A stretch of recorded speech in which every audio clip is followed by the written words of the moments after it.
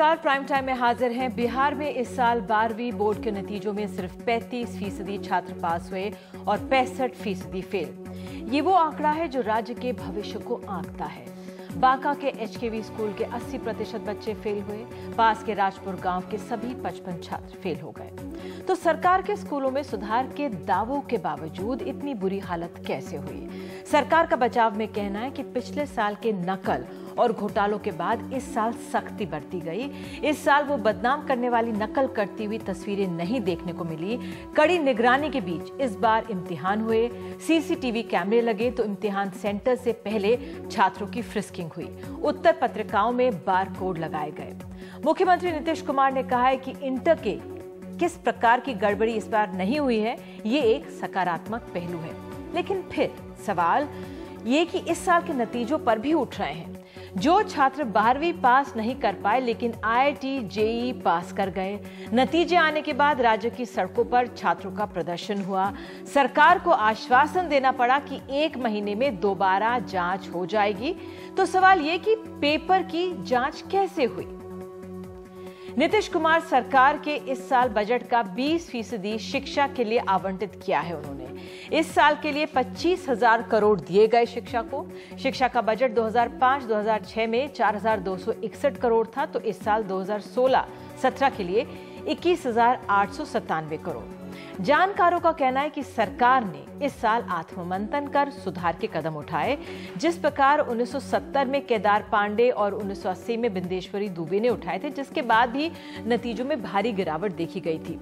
लेकिन बिहार में बड़ी कमी अच्छे शिक्षकों की भी रही। इस बार भी 40% स्थान जो हैं अभी भी खाली पड़े हुए हैं। करीब 2 दशक से बिहार में एक के बाद एक शिक्षा घोटाले हुए हैं।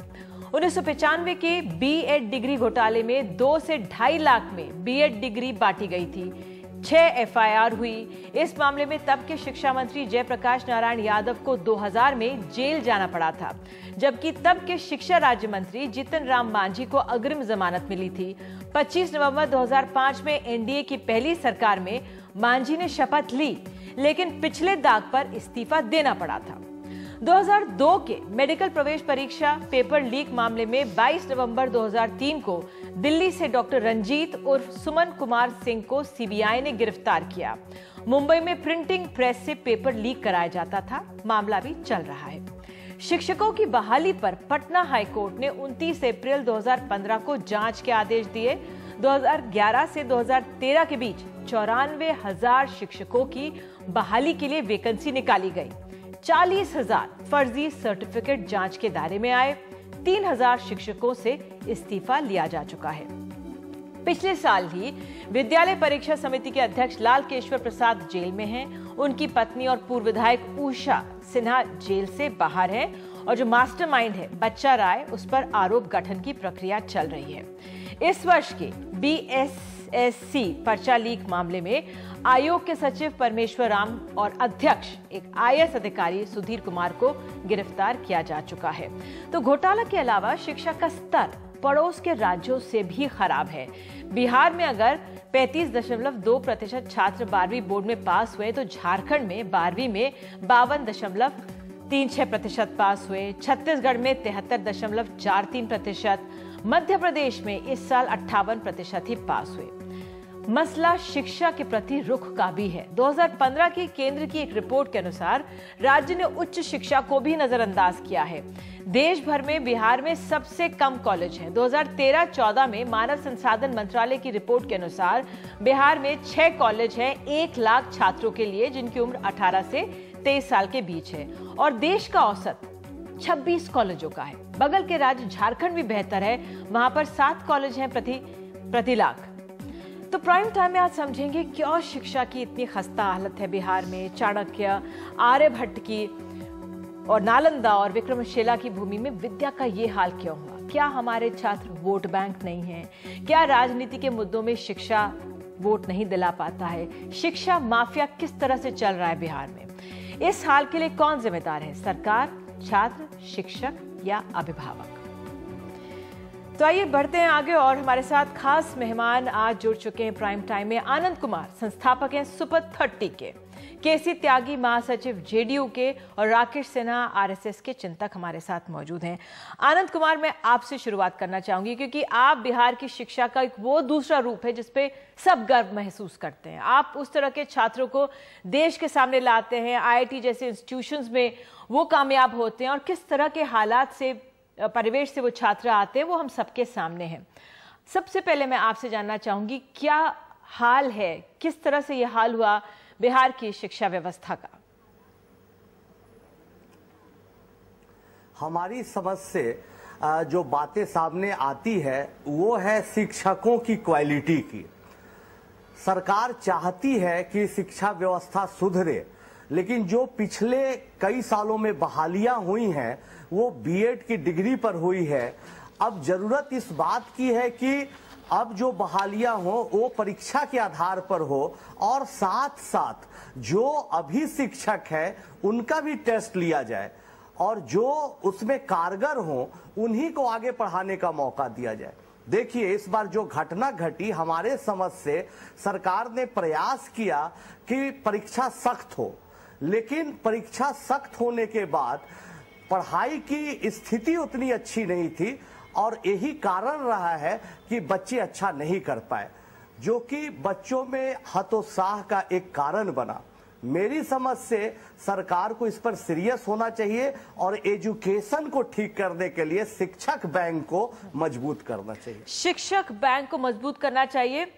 तो आनंद, आपके नजर में क्या रहा, क्या जिस तरह से 20% जो बजट का हिस्सा शिक्षा के लिए दिया जा रहा है सरकार द्वारा, शिक्षकों के माध्यम से क्या कदम उठाए? फ्रिस्किंग वगैरह हुई, इम्तिहान में नकल ना हो, ये सरकार कह रही है और उसका एक असर देख सकते हैं नतीजों में, लेकिन शिक्षकों पर किस तरह की कार्रवाई होनी चाहिए आपने बताया, लेकिन हुआ क्या है अब तक 1 साल में? कुछ हुआ या नहीं हुआ? हमारे होने का प्रयास किया गया कि परीक्षाएं सख्त हों, लेकिन अभी जरूरत इस बात की सबसे ज्यादा है कि पढ़ाई अच्छी हो।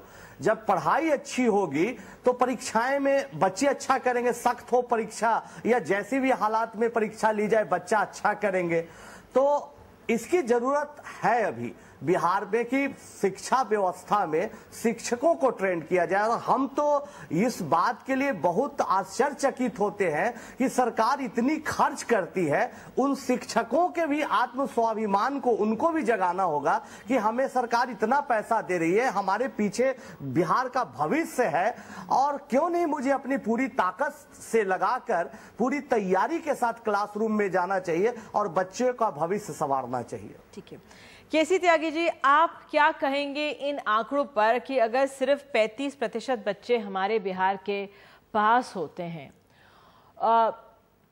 किसकी जिम्मेदारी बनती है ये?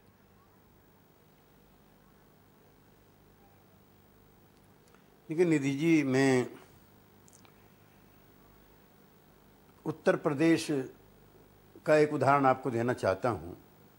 1991-92 का एक किस्सा है जब कल्याण सिंह जी मुख्यमंत्री थे और राजनाथ सिंह जी वहाँ के शिक्षा मंत्री थे, तो इन दोनों ने ही नकल पर रोक लगाई और फ्रिस्किंग इतनी ज़्यादा हुई कि मुलायम सिंह जी नेता प्रतिपक्ष होते हुए कल्याण सिंह जी पर और राजनाथ सिंह जी पर आरोप लगाते रहे कि बच्चियों के कपड़े तक उतार करके फ्रिस्किंग हुई है और ये अमानवीय है। अभी मैं उत्तर प्रदेश के भाजपा के उस समय के शिक्षा मंत्री महोदय से बातचीत कर रहा था, तो उन्होंने बताया चूंकि नकल नहीं हो पाई थी तो 30% के आसपास हाई स्कूल का रिजल्ट रहा। अभी 4-5 महीने पहले विधानसभा चुनाव से पहले उत्तर प्रदेश के विभिन्न विद्यालयों के ऐसे ही सीन दिखाई दे रहे थे नकल के, जैसे पिछली बार बिहार के दिखाई देते थे, सीडी लगा करके। और उत्तर प्रदेश में तो जो इन्विजिलेटर है वो बाकायदा पैसे लेते हुए शिक्षा, इन्विजिलेटर शिक्षा के अंदर जहां एग्जाम हो रहा है वो पैसे इकट्ठे कर रहा है और वो फोटो दिखाई दिए। तो मैं को उसको डिफेंड करने के लिए नहीं, लेकिन सख्ती इस बार हुई है तो उसका ये एक नतीजा निकला है कि रिजल्ट गिरा है जैसे बिहार में गिरा था। लेकिन मैं इसको संतोषजनक स्थिति नहीं मानता। जहां तक आपने बिहार में कहा कि 20% शिक्षा पर खर्च होता है। तो ये कोई अकेले बिहार का नहीं निधि जी, समूचे देश की ये हालत है कि कोठारी आयोग बना था शिक्षा में आमूलचूल परिवर्तन के हिसाब से 1964 में। उस समय उन्होंने 6% बजट शिक्षा के लिए आवंटित किया जाए, इसकी रिकमेंडेशन की थी। त्यागी जी 50 साल से ज्यादा हमारे पूरे देश भर में प्रथम की एसर की रिपोर्ट्स आई हैं, जो प्राथमिकी जो सरकारी स्कूलों में जो शिक्षा व्यवस्था है वाकई में बहुत बदहाल है। लेकिन हमारी कोशिश ये नहीं कि सिर्फ बिहार को टारगेट किया जाए, लेकिन चिंता होती है कि अगर सिर्फ 35% हमारे छात्र होते हैं, छात्रों के मन में क्या गुजरता होगा। आपको मुझे बताने की जरूरत नहीं है, बक्सर, भागलपुर, कैमूर में बच्चों ने आत्महत्या की। हमारे छात्र विवश हुए आत्महत्या करने के लिए। मखौल उड़ाने की चर्चा नहीं हो रही यहाँ पर। आप उत्तर प्रदेश का उदाहरण दे रहे हैं, मेरे ख्याल से जरूरी यह होता कि आप जो आनंद कुमार ने जो बात सामने रखी है शिक्षकों के मद्देनजर, उस पर मुझे जवाब देते। अभी यहाँ पर राजनीतिक बयानबाजी नहीं, मैं आपसे समझना चाह रही हूं, वाकई में गंभीर समस्या है शिक्षकों की बिहार में। उस लिहाज से अगर आपकी सरकार शिक्षा पे पैसा लगा रही है, बहुत अच्छा है, लेकिन शिक्षकों के लिहाज से केंद्रित तौर पर क्या, अगर 95,000 दाखिले होते हैं, उसमें 40,000 फर्जी डिग्रियां होती हैं, सिर्फ 3,000 को हटाए इस्तीफा लिया जाता है। देखिए निधि जी, उसके लिए भी हो सकता है कि आप उससे संतुष्ट ना हो, लेकिन काफी कार्य किए गए जो एंटी कॉपिंग एक्ट के तहत थे। जितनी भी पुस्तिकाएं थी उस पर नाम और रोल नंबर को हटा करके कोड नंबर दिखाया गया, ताकि शिक्षा के अंदर नंबर घटाने बढ़ाने को लेकर के कोई गड़बड़ ना हो पाए। पहले स्टूडेंट का और जो कॉपी जांचते हैं गार्डिंग ऑफिसर्स, उनका रेशो 1 और 100 का था। इस बार उसको घटा करके 1 और 25 का किया गया। जो ऐसा भी आरोप है विरोधियों का कि शिक्षकों की चूंकि हड़ताल चल रही थी, इसलिए जो विधिवत शिक्षक हैं उनसे कॉपी नहीं जचाएगी, ये भी गलत है। जितनी भी कॉपियां जची हैं वो पीजी होल्डर हैं। लेकिन इस सब के बावजूद भी जो नतीजे आए हैं और ऐसी भी चीजें देखने को आई हैं, त्यागी जी, फिर ऐसा क्यों हुआ, फिर ऐसा क्यों हुआ जो हमारे बिहार के छात्र IIT JEE के लिए सिलेक्ट हो जाते हैं, उनको फिजिक्स, केमिस्ट्री, मैथ्स में 8, 12, 13 नंबर मिलते हैं। मैं उन छात्रों के नाम नहीं लेना चाहूंगी। 8, 12, 16, 18 मिले हैं मैथ्स, फिजिक्स, केमिस्ट्री में, और 12वीं वो पास, 12वीं में ये मार्क्स मिले और IIT JEE के लिए वो क्लियर कर गए। तो ये आप क्या वाकई में आप जांच करके कह रहे हैं कि वाकई ऐसे टीचर से जांच हुई है, उन्होंने जांच की इन कॉपियों की? जिन स्टूडेंट्स के साथ ऐसा हुआ है जिसका आपने उल्लेख किया है, शिक्षा सचिव को वहां हटा दिया गया है इसी आरोप में। अशोक चौधरी जी, उसकी जो शिक्षा मंत्री हैं, जांच पड़ताल कर रहे हैं, और मुख्यमंत्री ने निर्देश दिया है कि 1 महीने के अंदर अगर किसी विद्यार्थी को ऐसा लगता है कि उसके मूल्यांकन में कोई कमी हुई है, तो वो उसके जरिए दोबारा कॉपी जांचने के लिए कभी भी किसी वक्त वो कह सकते हैं, और 1 महीने के अंदर ये कॉपियां दोबारा जज करके फिर आएंगे। हो सकता है कुछ लोगों को इंसाफ मिले। लेकिन जो हमारे छात्रों लेकिन पर सरकार की तरफ से, जी सरकार की तरफ से सरकार की तरफ से इसके लिए जांच के आदेश दिए गए हैं। लेकिन एक चीज से आप मेरे से एग्री कीजिए, इस बार बिहार के वो बुरे दृश्य दिखाई नहीं दिए गए जहां इन्विजिलेटर बैठा हुआ है, गार्जियन बैठे हुए हैं और मास कॉपिंग हो रही है। शायद आनंद जी भी मेरी बात से इससे इत्तेफाक रखें। लेकिन ऐसी अगर सख्ती होगी, और ये कोई, मैं ये नहीं बिहार के उसको मैं डिफेंड नहीं करना चाहता, मैं आपकी जानकारी में कुछ और तथ्य लाना चाहता हूं। आपने डिफेंड किया ना त्यागी जी, आपने डिफेंड किया, और आपने सीधे हमें उत्तर प्रदेश का उदाहरण दिया। राकेश सिन्हा, आप तो बिहार से आते हैं और आप दिल्ली में अभी भी दे रहा हूं। इतना शिक्षा के क्षेत्र में आपने काम किया, दिल्ली यूनिवर्सिटी में आप पढ़ाते हैं। क्या जो हमारे नेता हैं वो डर जाते हैं? केसी त्यागी ने भी राजनाथ सिंह और कल्याण सिंह के जमाने का जब उन्होंने सख्ती की थी, उसका पॉलिटिकल रिपरकशन देखने को मिला था, राजनीति में सत्ता में नहीं आए थे। क्या ये डर है इसलिए यहाँ पर ये स्थिति हुई? त्यागी जी 2.5 दशक पुरानी घटना को आज के संदर्भ में प्रस्तुत कर रहे हैं।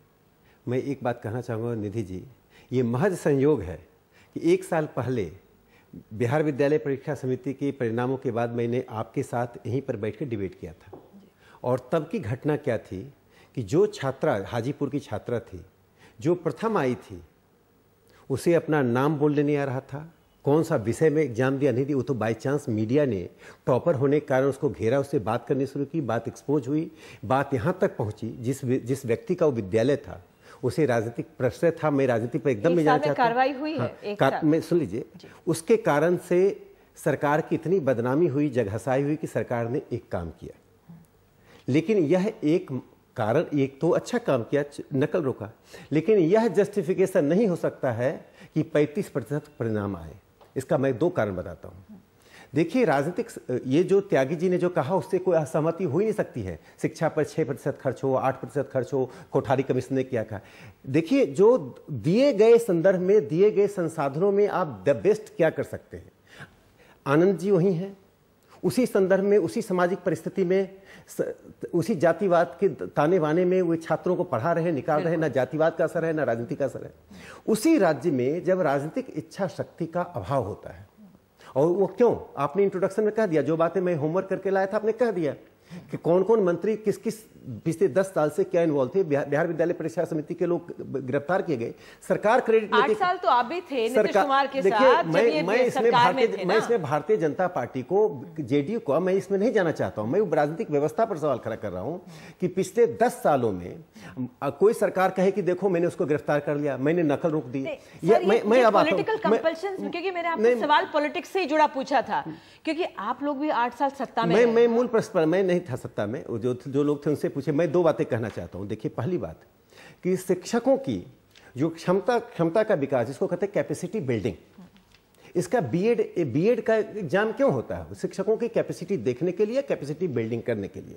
पूरे बीएड में के एग्जाम में और उसकी जो शिक्षा है उसमें बिहार में भ्रष्टाचार भरा पड़ा है। यदि ऐसा भ्रष्टाचार रहेगा, राजनीतिक प्रश्रय मिलेगा, तो आप कैपेसिटी बिल्डिंग नहीं कर सकते। एक राकेश जी, मुझे यहाँ पे एक चीज जोड़नी थी कि वाकई में क्यों मैं शिक्षा पे इसलिए जोर दे रही हूँ, आप अगर वाकई गंभीर होते, जो भी चिंतन मनन लोग करते हैं, वाकई बिहार की चिंता होती है। अब किसी नेता के घोटाले को लेकर तो रोज प्रेस कॉन्फ्रेंसेस होती हैं, लेकिन अगर वहां पे इतनी बदहाल स्थिति शिक्षा की चल रही, उसको लेकर क्यों नहीं पार्टियां आंदोलन करती, क्यों नहीं वो मामले सामने रखती, क्यों नहीं नीतीश कुमार से रोज सवाल करती? एक बात का जिक्र करना चाहता हूँ। बिहार के सामने तो एक ऐसा मॉडल था जो पूरे देश में प्रस्तुत कर सकता था। एक नेतरहाट स्कूल बिहार में था, जो रांची में था, बाद में झारखंड में चला गया। वो एक मॉडल था, स्कूल नहीं था। 1954 में चार्ल्स जेम्स नेपियर, एक अंग्रेज ने उस विद्यालय की स्थापना की। उस मॉडल ने बिहार को बहुत से अच्छे विद्यार्थी दिए, बिहार की शिक्षा को में एक प्रतिस्पर्धा पैदा की। उस मॉडल को सरकार खो दी। नीतीश जी ने पिछले 10 साल में एक कमीशन बनाते, देखिए मैं 2 बातें कहना चाहिए। एक कमीशन बनाते, केसी त्यागी जी, मैं आपसे सवाल केसी त्यागी जी पर ये सवाल छोड़ दे रहा हूं। एक आयोग बनाते जो प्राथमिक शिक्षा में जो बिहार में त्रुटियां हैं, प्राथमिक शिक्षा और उसके बाद हायर एजुकेशन, जो बुनियादी त्रुटि है प्राथमिक शिक्षा में, प्राथमिक शिक्षा का स्तर इतना गिरा हुआ है, शिक्षक स्कूल नहीं जाते हैं, उनका जातीय समीकरण है, राजनीतिक प्रश्न है। क्यों नहीं सवाल उठाए जाते? तो नहीं उठाते, वो सारी राजनीतिक पार्टियां दोषी है। मैं तो कह रहा हूं राजनीतिक पार्टियां दोषी हैं। बिहार में जो आपने कहा, आप मार्गदर्शक करते हैं, बीजेपी का आप कहते क्यों नहीं? आप बीजेपी छोड़ दिए, बहुत पहले मैं नहीं जा रहा हूं। नालंदा और तक्षशिला की बात आप छोड़ दीजिए, मैं अभी की बात कर रहा हूं। पटना विश्वविद्यालय का हिंदुस्तान में इलाहाबाद विश्वविद्यालय, पटना विश्वविद्यालय के क्या नाम थे? आज बिहार से छात्रों का पलायन क्यों हो रहा है? ये सवाल है जिसको त्यागी जी आज उत्तर प्रदेश के स्टांस से नहीं, मुख्यमंत्री ने दफा कर सकते हैं। कुलपतियों और प्रति कुलपतियों के बीच जब वो बात कर रहे थे, उन्होंने नालंदा को याद किया। उन्होंने कहा कि इसी प्रकार में उसी जो रुतबा था उसी रुतबे में मैं पहुंचाना चाहता हूं। मैं चाहता हूं जो यूनिवर्सिटीज हैं, वहां पर कॉलेज है, 5-5 गांव को अडॉप्ट करें। गांव की तो बात है, वो तो सरकारों को करना चाहिए भाई। जो शिक्षक हैं, जो उच्च शिक्षा के केंद्र हैं, उनको तो स्कूलों पे ध्यान देना चाहिए। ये पूरा एक टीम एफर्ट होना चाहिए। अभी भी सब पॉलिटिकल ओरिएंटेशन ही हो रहा है बिहार में। गांव को सुधारो।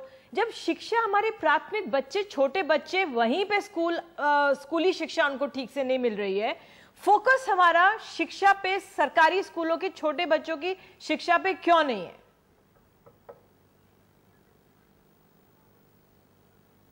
निधि जी, आपकी और राकेश जी की जो चिंताएं हैं उससे मेरी कोई असहमति नहीं है। मैं उन बुनियादी सवालों पर, चूंकि हम खुद छात्र जीवन में राजनीति करके और शिक्षा व्यवस्था बदलो, इन सवालों को लेकर के आए हैं।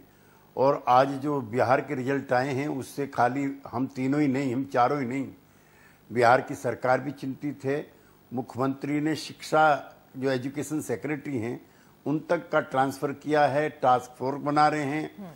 और मुझे उम्मीद है कि कोई ये 1-1.5 साल में नहीं हुआ राकेश जी।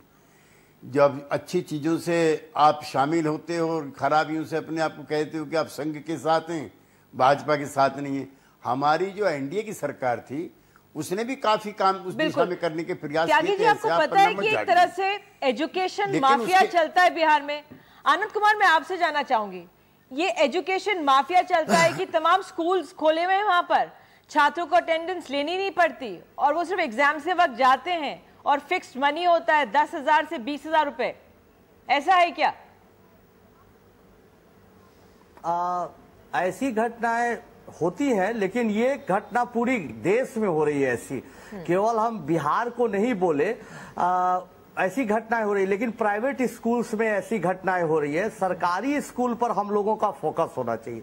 देखिए, जिनके पास पैसे हैं उनके पास चॉइस है, वो ऐसे स्कूल्स में पढ़ सकते हैं जिनके स्कूल 5 स्टार होटलों जैसे हैं, सुविधाएं हैं, मल्टीमीडिया है, इंटरनेट है। लेकिन हमारी जो जरूरत है, हमारे सरकार को जहां काम करनी चाहिए, ऐसे जगह है जहां बिजली अभी पहुंच रही है, जिनके माता पिता निरक्षर हैं। अब उन बच्चों का मुकाबला हम उन अमीर बच्चों के साथ करें, इसके लिए तो सरकारी स्कूल के नींव को मजबूत होना बहुत जरूरी है। अच्छी बात है, माननीय मुख्यमंत्री जी का मैं धन्यवाद देता हूं कि उन्होंने जांच के कदम उठाए। साथ साथ शिक्षा विभाग को यह भी कदम उठाने चाहिए कि आने वाले भविष्य में ऐसी पुनरावृत्ति न हो। कैसे हम अपने शिक्षकों को ट्रेंड कर सकते हैं, कैसे उनमें से छटनी कर सकते हैं, कैसे नए युवा प्रतिभाओं को बहाल कर सकते हैं पढ़ाने के लिए, इस पर बहस होनी चाहिए। दो छोटी बातें कहना चाहता हूं। पहली बात यह है कि स्कूलों में शिक्षक नहीं जाते हैं, सरकार इसको इंश्योर नहीं कर पाई। जाइए गांव के स्कूल में शिक्षक नहीं जाते हैं, अपनी ट्रांसफर उस जगहों पर करा लिया है जहां पर उनके घर पास हैं, वो खेती करेंगे, व्यवसाय करेंगे, स्कूल उसको इंश्योर सरकार नहीं कर पाई, जो सरकार की विफलता है। दूसरी बात कि जो पाठ्यक्रम है, उन पाठ्यक्रमों में जो आधुनिकता के साथ बाकी राज्यों जैसे कंप्यूटर, गांवों के स्कूल तक कंप्यूटर पहुंचे, इसकी ओर सरकार का ध्यान ही नहीं है। तो बच्चे पिछड़ते जा रहे हैं। यदि वो पास आउट भी कर जाते तो सीबीएसई और आईसीएसई बोर्ड के तुलना में बिहार स्कूल एग्जामिनेशन बोर्ड के बच्चे पिछड़ जाएंगे। ये आंकड़ा आया इसलिए हम बिहार को डिस्कस आज कर रहे हैं। लेकिन अगर हम एसर और प्रथम की पूरी देश भर की अगर रिपोर्ट देखें तो वाकई में जो हमारे 8वीं के छात्र हैं सरकारी स्कूलों में बच्चे, वो 2वीं कक्षा की किताबें ही पढ़ पाते हैं। और ये तमाम राज्यों में इस तरह की हालत है। और मध्य प्रदेश का भी जो पास आउट आंकड़ा है मैं वो भी बताऊंगी एक ब्रेक के बाद। आप लोग भी लौटिएगा प्राइम टाइम में।